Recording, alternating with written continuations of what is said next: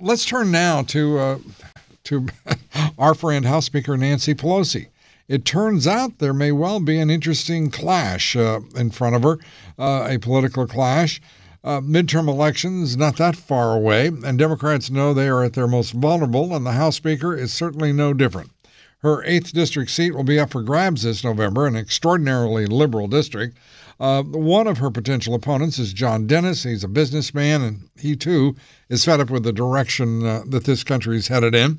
And he joins us to talk about why he's chosen to try to go after House Speaker Pelosi's congressional seat. John, good to have you with us on the show. Lou, it's my pleasure, and I have to use the Scott Brown line. It's the people's seat, not Nancy Pelosi's. There you go. And you mentioned on your website that there are many legitimate reasons not to run, but felt compelled because of the direction the country's headed in.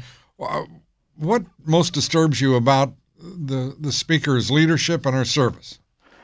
Well, the biggest issue facing the Republic, the thing that could cause it to come crashing down, is the staggering amount of debt and the unfunded liabilities. Mm-hmm. And instead of addressing the matter and starting to work to get it under control and start paying it down, she's going in the opposite direction and trying to pile more on top of the situation. It seems to me that she just is out of it. She doesn't get it. Well, it seems to me that much of the country is out of it and doesn't get it when it comes to fiscal policy and unfunded liabilities. What do you propose that we do about it? Well, I have this fantasy that I've... Well, I meant in less than a fantastical way. I meant in a truly pragmatic and effective public policy way. Well, let's just first identify what the real problem is, because if we don't, we're never going to solve it. And to me, the problem is we have to understand what the appropriate role for government is in our lives. And if you read the Constitution, it seems to me that what it's saying is that the appropriate role is that government's just there to protect our rights. And if you look at the Constitution, Article 1, Section 8, read the enumerated powers, and then look at what we're doing today, there's an enormous disconnect.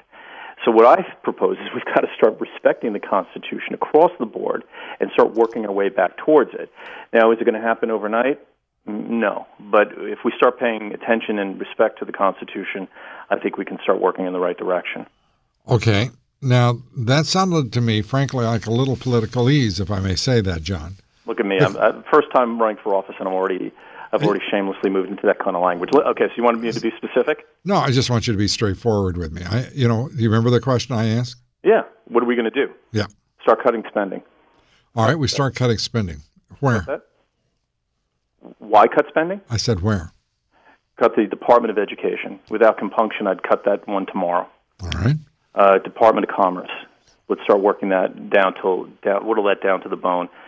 I think, Lou, as you well know, that we'll continue to do businesses in this country without the Department of Commerce. Same can be said for the Department of Agriculture. Let's unwind that one as well. I think we'll grow food and we'll continue to eat it. Okay, but if you get rid of the Department of Agriculture, where do you put the food stamp program? Well, food stamp can be moved into another portion of the we can create a special department that deals with transfer, redistribution transfer payments.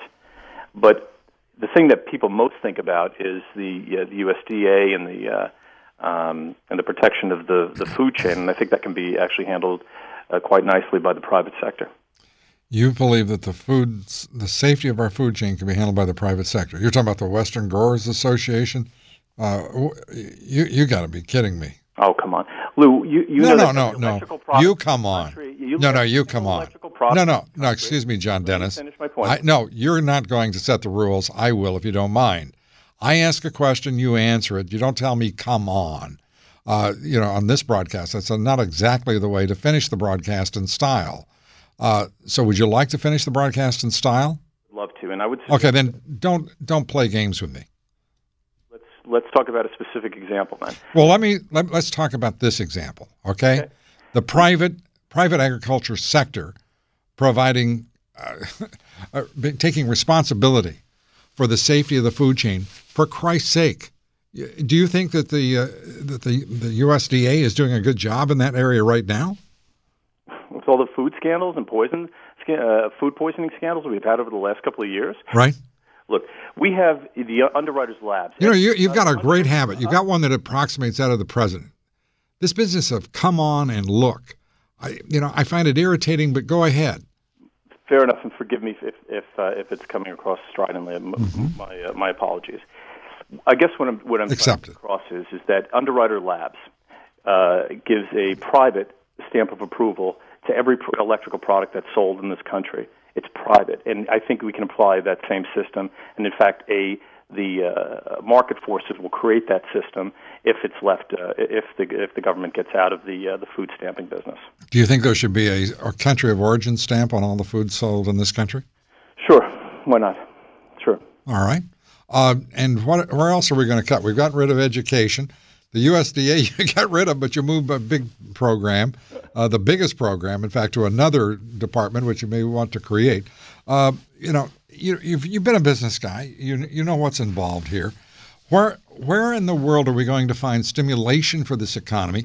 You talked about going back to the Constitution. I couldn't agree with you more, John. I think we all should be absolutely reverential when it comes to the Constitution as the foundation for modern society, without question. But what are we going to do now to find inspiration and direction for the economy, for business? How do you feel about outsourcing and offshoring, the outsourcing of middle-class jobs to cheap labor markets, offshoring of production? Offshoring of production. Well, I happen to believe I'm a free trade guy, so I think that we should have as much free trade as possible. But we have a monetary policy that's going to guarantee that jobs continue to get drained into some place like China. We also have a capital problem too, Lou. I'm sure you're aware of this. That the reason the cost per labor unit in China is actually not that different now than in the United States. But the reason why capital keeps moving there is because corporate tax rates are much lower in China, and in fact, for growth companies, corporate tax rates are only 15%. So it's not so much a cost per unit problem, but it's a capital problem that we have. You truly believe that? You believe that multinationals are not exploiting the cheapest labor in the world? I'm from a manufacturing background, and I know it firsthand. Right. Pardon me? I said right. Yeah, no, I mean, I think that the cost differential in the labor cost per unit in each manufactured product in China is different. But then when you add on shipping times and duty costs and that sort of thing, it's a lot.